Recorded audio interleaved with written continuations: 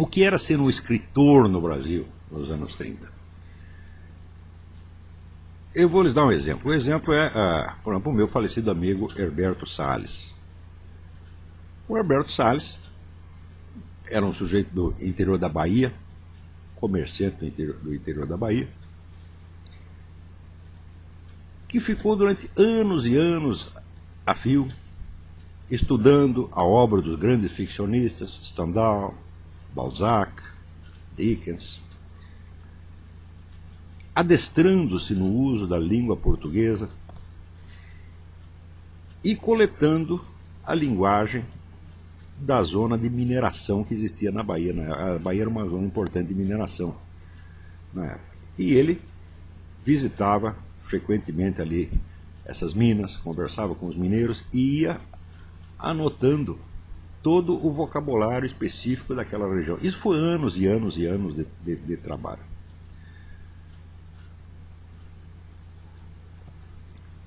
E com isso ele compôs um romance chamado Cascalho. Tá certo? Um romance que é de uma riqueza linguística absolutamente fora do comum. E então ele mandou um exemplar daquilo para o Aurélio Buarque de Holanda, no Rio de Janeiro. O Aurélio disse imediatamente: ó, menino, você vem aqui. Tá certo? Nós vamos ter que publicar esse livro.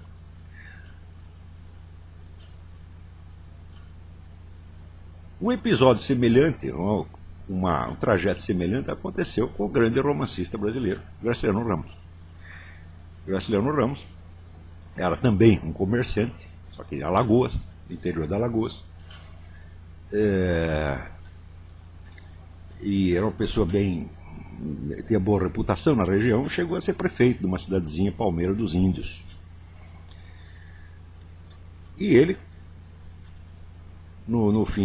cada fim de ano, ele fazia um relatório para a Câmara de Vereadores. Por uma coincidência, 2 desses relatórios chegaram ao conhecimento do poeta Augusto Frederico Schmidt, no Rio de Janeiro, o qual era também um empresário e editor. E o Schmidt leu aquilo e falou: esse sujeito é um escritor, isso aqui está muito bem escrito, está bem escrito demais. Tá certo? Quer dizer, é claro que esse camarada é um escritor no sentido eminente do termo. Então ele deve ter um romance na gaveta.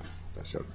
Eu conto esses 2 episódios para vocês verem como os intelectuais de grande reputação na capital do país, que era o Rio de Janeiro, eles estavam atentos para a descoberta de talentos no Brasil. Isso por um lado. Por outro lado, você vê que naquela época o escritor não era o sujeito que publicava livros.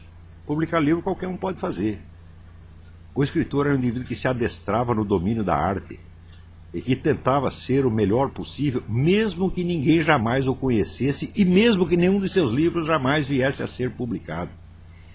Portanto, a atividade de escritor tinha um certo sentido até sacerdotal, era uma verdadeira dedicação. Tá certo? Então, isso quer dizer que aqueles valores que eu tinha aprendido ali com o padre Sertian no livro A Vida Intelectual, eles não eram apenas uma coisa ideal. Não, eram valores que realmente orientavam muitas pessoas, tá certo, na sua vida particular. Pessoas que davam muito mais importância para ser escritores verdadeiramente, isso é, ter o domínio dos meios artísticos, do que para publicar um livro, dar entrevista, entrar para a Academia Brasileira, essa coisa toda. Hoje, esta dedicação à arte da escrita simplesmente não existe mais. As pessoas não sabem o que é isto. Se elas soubessem, então perceberiam o que aconteceu no Brasil nos últimos 30 ou 40 anos. Perceberiam que a literatura brasileira acabou. Tá certo? E que, no máximo, sobrou aquilo que se chamava vida literária. Né? Existe um